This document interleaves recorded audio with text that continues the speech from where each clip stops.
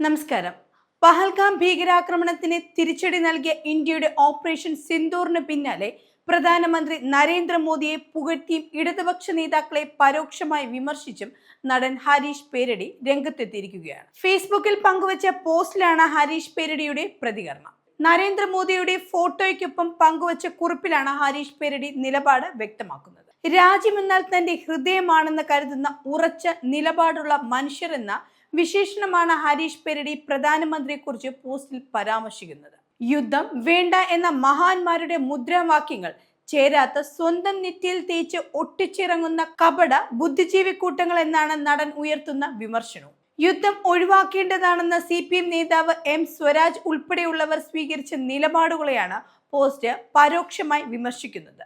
ഹരീഷ് പേരടി ഫേസ്ബുക്കിലൂടെ കുറിച്ച പോസ്റ്റ് ഇങ്ങനെയായിരുന്നു: ജനിച്ച രാജ്യത്തെ പെറ്റമ്മയും പോറ്റമ്മയുമായി കാണുന്ന, രാജ്യമെന്നാൽ തന്റെ ഹൃദയമാണെന്ന് കരുതുന്ന ഉറച്ച നിലപാടുള്ള ഈ മനുഷ്യൻ ഉറങ്ങാതെ കാവലിരിക്കുന്നതിനാൽ ഞാനും എൻ്റെ 150 കോടി സഹോദരങ്ങളും ഇന്ന് കൂർക്കം വലിച്ച് ഞങ്ങളുടെ പെറ്റമ്മയുടെ മടിയിൽ സുഖമായി ഉറങ്ങും.